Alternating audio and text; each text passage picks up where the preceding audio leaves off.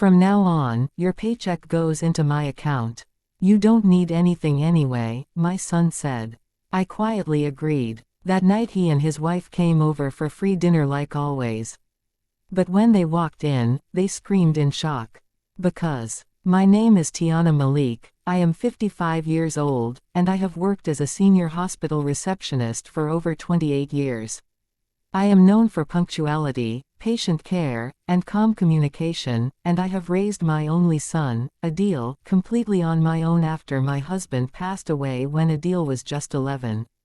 Life was never easy, but I protected him, fed him, educated him, and made sure he grew into a confident man. That is what I believed, at least. This is the story of how the people I loved the most betrayed me, and how I finally stood up, took back my power, and delivered a revenge that they never expected. This is a story of a mother, a son, a daughter-in-law, and the painful truth that love can blind you until you open your eyes. Now, let me tell you everything from the beginning. I remember the exact moment everything changed. It was a warm Monday afternoon. I was sitting at the small dining table in my apartment, the same place where I used to help Adil with homework when he was little. He walked in without knocking, like he owned the place. His wife, Sadaf, followed behind him, tapping on her phone like she always did. He sat down in front of me with a seriousness I had never seen before. Then he said the words that I will never forget. From now on, your paycheck goes into my account. You do not need anything anyway. His tone was cold, sharp, final. I felt something break inside me, but I did not let it show. I nodded quietly. My heart was trembling. My fingers felt numb. I had spent my whole life giving him everything, and now he wanted the only thing I had left. My independence. He smiled with satisfaction. Sadaf smirked like she had won a game. That night they arrived again, like always, expecting a free dinner. I had been cooking for them every weekend for 2 years. They never contributed, not even a single bag of rice. But I still welcomed them because I loved them. Because I was a mother. Because I was alone. But this time, everything was different. When they walked through my door, they stopped. Their eyes widened. Their jaws dropped. Before I tell you what they saw, I must take you a little back. After my husband passed, I worked double shifts. I attended office in the morning and handled emergency desk duties at night. I gave Adil everything he ever wanted. A good school, clothes, his first laptop, his fees for university. I never bought anything for myself. Not even new shoes. When he got married to Sadaf, I prayed that she would be like a daughter to me. I cooked for them, gifted them jewelry on their wedding, helped them set up their new rental house. But things changed quickly. Sadaf would complain that I interfered. She would push Adil to ask me for money. She would say things like, "Your mother has savings, she is alone, she should pay for us, after all she has no other responsibilities." Slowly Adil stopped visiting unless he needed something. The love between us became one-sided. But a mother's heart is foolish. It keeps hoping. Until that Monday. So when they entered my apartment that night, I had already made a decision. A decision born from years of hurt, and a new truth I had discovered. They screamed because they saw my apartment completely empty. No furniture, no curtains, no photos, no kitchen utensils, not even the dining table. Everything was gone. Adil shouted, "Ami, what happened here?" Sadaf looked terrified, not out of concern, but out of panic. I stood calmly in the middle of the empty room. "Adil," I said. Simply, "I moved out." He stared at me like he had misheard. "You what?" "I moved out. Today. Everything you see missing is with me. This apartment is no longer mine.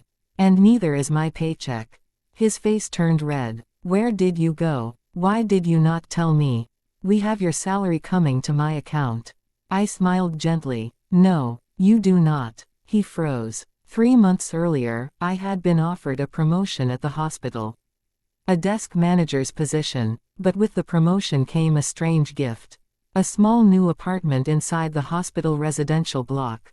Rent-free, safe, peaceful, and close to my work. I accepted the position silently. I signed the paperwork silently. I shifted my bank to a secure digital account silently. I did not tell Adil because I knew he would fight me, manipulate me, guilt trip me. And today, when he tried to take my salary, I realized something deeply painful. My son did not love me. He loved what I provided. So I made my move. I have a new place, a better job, and a new account. My salary is not your income. It is mine again. His face twisted with anger. Sadaf stepped forward. You cannot do this. We depend on you. You cannot just disappear. I looked at her calmly. I was never supposed to be your bank. I was supposed to be your family. Adil shouted, how can you betray me like this? I am your son. And that is when something inside me, something quiet and broken for years, finally stood up. Adil, I said softly, you took advantage of me because you thought I was weak. But you forgot who made you strong. And you forgot that the mother you use is the mother who raised you. He clenched his fists. Sadaf started crying, but I could see the anger behind her tears. Then I delivered the final truth. I removed myself from your life. Not out of anger, but out of survival. I left you with what you gave me. Nothing. Adil stepped forward, but I raised my hand. I also informed the bank that you attempted to forcefully take control of my income. They flagged your actions. Any attempt now will be considered fraud. He froze. And one more thing, I added, this apartment's rental contract was always under your name. I have already ended my part. From this month onward, the bills and rent are yours alone. Sadaf gasped. But we cannot pay. We thought your salary would cover it. I nodded. Exactly. They realized it too late. My silence had been their comfort. But my departure became their consequence. Not because I wanted revenge, but because they pushed me until revenge became the only language they understood. I walked past them, past their anger, past their shock. I stepped into my new life. A simple room, a quiet bed, a small balcony, peaceful, safe, my own. I started cooking only for myself. I started reading books again. I bought myself a new pair of shoes. I laughed for the first time in years. Sometimes love is not holding on. Sometimes love is letting go so you can live. Adil called me many times. I did not block him. I just never answered. One day he will understand what he lost. But by then, I will be too far to return. My story is not about cruelty. It is about awakening. And a mother who finally remembered that she is a human being too.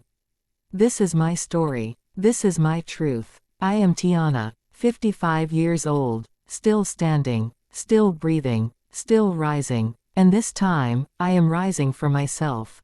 If this story touched your heart, don't forget to like, share, and subscribe. And tell me, what would you have done if you were in my place?